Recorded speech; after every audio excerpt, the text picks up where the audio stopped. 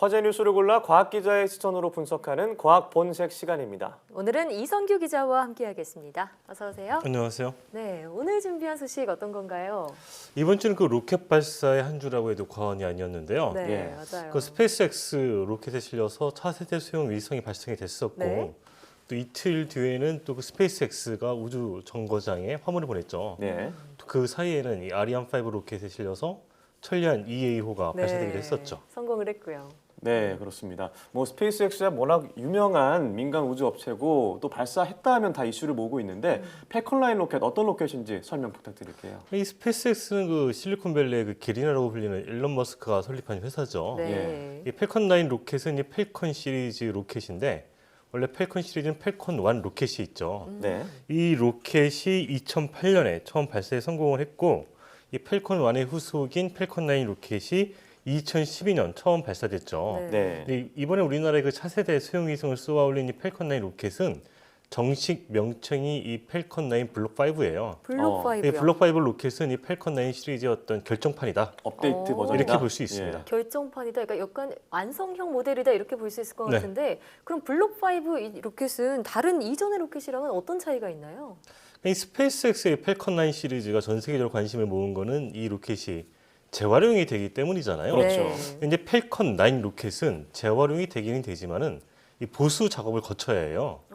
그런데 이 블록 5 로켓은 이 보수 과정이 필요치가 않아요. 바로 재활용이 그럼 가능하다. 횟수만 하면 연속해서 10번 이상을 다시 사용할 수가 있고요. 네. 이 적절한 보수 과정을 거치면은 이 블록 5 로켓은 뭐 100회 이상도 재발사가 가능하다. 예. 이렇게 볼 수가 있습니다. 예. 그래서 이번에 우리나라의 그 차세대 소형 위성을 싣고 발사된 이 블록 5 로켓은 이 우주 로켓 사상 최초로는 3회 재활용이라는 네. 신기록을 세웠죠. 네. 예. 이 앞서 블록 5 로켓은 5월 11일 날 방글라데시 위성을 쏘아 올린 뒤에 8월 7일에는 이 인도네시아 위성을 궤도에 올렸었죠. 네. 그래서 이번에는 4개월 만에 세 번째 재활용에 성공했습니다. 처음이요. 네, 그렇습니다. 전 세계 우주 강국이라고 하면 뭐 미국, 러시아, 우주연합, 뭐 중국 여러 나라가 있겠지만 그 유럽 연합이죠. 네. 우주연합이라 했나요? 네, 유럽연합이죠. 네, 그렇습니다. 네, 미국의 블루 오리진이나 스페이스X가 재활용 로켓에 경쟁을 하고 있는데 이 재활용 로켓의 원리가 뭔가요? 그러니까 쉽게 얘기를 하면은 우리가 로켓을 쏘아 올리면 이게 우주에 올라가잖아요. 이 올라간 로켓을 역추진을 해가지고 네. 수직으로 다시 지상으로 이렇게 착륙을 시키겠다. 역추진해서요. 이게 네. 이제 그 재활용 로켓의 어떤 원리인 어. 거예요.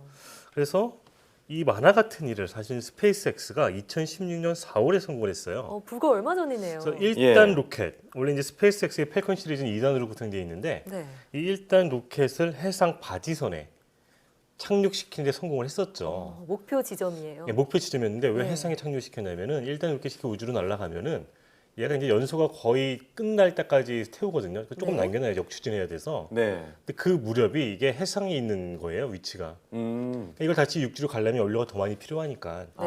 해상에다 착륙을 시킨 거죠. 일단은 그렇게. 왜냐면 이제 로켓이 연료를 많이 쓰면은 그만큼 총 무게가 늘어나서 실을 수 있는 그 위성의 중량이 줄어들기 때문에 네. 이게 더 경제적인 거죠. 최소화해서요. 예. 실을 연료의 양을. 그러니까 쏘아 올린 로켓을 다시 해상으로 착륙을 시켜서 재활용을 했다 이런 얘기인데 그렇죠. 그런 만큼 비용도 절감할 수 있겠죠. 그러니까 이 재활용 로켓의 어떤 가장 큰 매력은 발사비용을 줄일 수 있다 이런 거잖아요. 네. 근데 스페이스X사는 재활용 로켓을 사용할 경우에는 그냥 처음 개발한 로켓을 쓰면 한 6,200만 달러 정도거든요, 발사 비용이. 네. 네. 이걸 한 5천만 달러까지 낮춰주겠다. 이렇게 제시를 한 걸로 알려져 있고 네. 이 일론 머스크는 한 3년 안에 이 비용을 한 500만에서 한 600만 달러로 줄이겠다. 음. 굉장히 낮추겠다는 거죠, 이 10분의 비용을. 1 가까이로 줄어드네요. 네, 이렇게 줄어들게 되면은 아무래도 이제 발사를 많이 하게 될 거니까 네. 이제 일론 머스크의 스페이스X가 민간 우주 발사 업체잖아요. 그럼 민간 우주 사업도 폭발적으로 발전할 것이다. 이제 일론 머스크는 그렇게 예상을 하고 있는 거죠. 네. 네, 그렇습니다. 스페이스X의 패컨9 로켓에 대해서 얘기를 나눠봤는데 이번에는 최근에 발사한 그 천리안 EA호, 그러니까 아리안 스페이스의 아리안5 이거에 대해서 좀 설명해 주시죠. 근데 미국의 스페이스X가 있다면 유럽 연합은 아리안 스페이스가 있어요. 예. 그래서 이 아리안 스페이스가 만드는 로켓이 아리안 시리즈인데 네. 이번에 이제 우리가 쓴 건 아리안 5 로켓이거든요. 네. 그래서 이 아리안 원래 원 로켓은 1973년에 개발이 돼서 예. 1979년 12월 24일 날 발사해서 성공을 했어요. 네. 거의 한 30년 전 얘기인 거죠. 아리안 1은. 네. 그래서 아리안 5 로켓은 1987년에 개발이 돼서 1999년 12월부터 상업용으로 발사를 하고 있는데 네. 이 아리안 5C가 몇 개 로켓이 있는데 근데 지금은 그 5 중에서 이 5ECA 로켓만 이 상업용으로 발사에 쓰이고 있어요. 그렇군요. 근데 우리가 2015년에 천리안 EA호를 실어나를 로켓을 선정할 때 스페이스X냐 아리안 스페이스냐 이걸 두고 좀 경쟁을 했던 걸로 예. 알고 있는데 결과적으로는 아리안 스페이스가 낙점이 됐잖아요. 거기는 어떤 배경이 있다고 보시나요? 그러니까 2015년 당시만 해도 이 스페이스X는 어떤 이 로켓 시장에서는 신생 업체였죠. 네. 근데 근데 이제 아리안은 이 벌써 79년 한 3년부터 발사를 했으니까 얘들이 이제 어떤 그 전통의 강자였는데 이 아리안 5 로켓이 선정된 거는 이 5EC 로켓의 경우에 네. 발사 성공률이 한 98.5% 정도가 돼요. 거의 그래요. 100% 가깝네요. 근데 이 로켓이 예. 그 우리나라 그 천리안 2A까지 포함을 해서 총 69회 발사를 했었는데 첫 번째 발사를 제외하고 68회를 모두 다 성공을 했어요. 네. 예. 그러니까 아리안 5 시리즈를 모두 다 합치면은 총 102회 발사를 했는데 두 번만 실패하고 나머지는 다 성공해서 성공률이 한 98.1%. 예. 또 2002년 12월 이후에는 88연속 발사 성공이라는 대기록도 와. 가지고 있죠. 연속 발사 성공. 그래서 내년에 이제 발사 예정인 천리안 2B호, 그러니까 네. EA호의 쌍둥이 동생격이네. 걔도 이 아리안 5 ECA에 실려서 발사될 예정입니다. 네, 그렇습니다.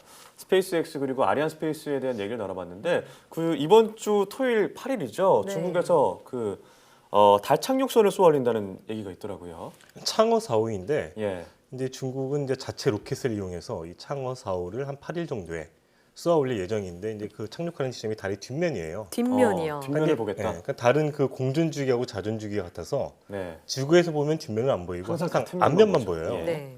그 뒷면은 지금까지 아무도 이제 착륙한 적이 없는데 1959년에 옛 소련의 루나 3호가 달의 뒷면에 가서 사진을 찍어가지고 전송한 적은 있어요. 아, 착륙은 안 네, 했고요. 근데 그 이후에 한 번도 이제 달의 뒷면은 탐사한 적이 없어요. 별로 네. 관심이 없었는데 근데 앞면보다 뒷면에도 이 달의 크레이터가 더 많아요. 그래요. 그래서 뭐 이 지구하고의 어떤 그 충돌이나 운석 충돌과 같은 달의 그 생성 초기에 대한 비밀을 더 많이 연구할 수 있을 것이다. 네. 뭐 이런 기대를 하고 있는 거죠. 그렇군요. 그래서 중국은 이제 요거에 그치지 않고 내년에는 창호 5를 쏘아올려 가지고 실제로 이제 달에서 그 샘플을 채취해 갖고 지구로 가지고 온다는 그런 계획도 가지고 있습니다. 네, 그러니까 아직 달 뒷면에 내려본 사례는 없기 때문에 네. 중국이 우주에도 막대한 투자를 하고 있기도 하고요. 도전장을 내밀고 있는 건데요. 한편 미국의 경우에는 제2의 유인달 탐사 계획을 세우고 있다고요? 그러니까 닐 암스트롱이 이제 인류 최초로 달을 밟은 것이 1969년이잖아요. 네. 예. 거의 뭐 한 반세기 전 일인데 근데 이 도널드 트럼프 미국 대통령이 유인 탐사를 하겠다. 또다시. 이런 얘기를 했었죠. 네. 그래서 지난해 말 이런 얘기를 했었고 행정 명령에도 서명을 했어요. 네. 네. 근데 미국이 단순히 그 달에다 사람을 보내는 거에 그치지 않고 이 문 어게인 프로젝트라고 그러거든요. 그래서 달에 한번 사람을 보내고 그 다음에 이 달을 발판으로 화성까지 사람을 아. 보내겠다. 뭐 이런 원대한 우주 계획을 발표를 했었죠. 네. 예. 근데 우리나라 같은 경우에는 2020년에 달에 이제 궤도를 도는 궤도선이라고 그러거든요. 그거를 네. 궤도선을 보낼 그런 계획을 가지고 있는데 이때 쓰일 로켓은 우리나라가 지금 개발하고 있는 한국형 발사체는 아니고 네. 그 외국에서 수입한 로켓에 실어갖고 보낼 계획인 거고 일단은요. 한국형 발사체를 이제 개량을 해서 4단짜리 로켓을 만들면 여기에다 이제 달에 착륙선을 실어가지고 나중에 달 탐사 프로젝트에 투입을 하겠다 뭐 이런 계획을 가지고 있습니다. 네, 그렇습니다. 최근 일주일 사이에 연달아서 우리나라의 우주 개발 성과 소식이 있어서 기분이 네. 좀 좋은데요. 좀 오랜 시간이 걸릴 수도 있겠지만 나중에는 우주 강대국들과 어깨를 나란히 할 날이 언젠간 오지 않을까. 네, 그런 기대를 해봅니다. 오늘 말씀 고맙습니다. 고맙습니다.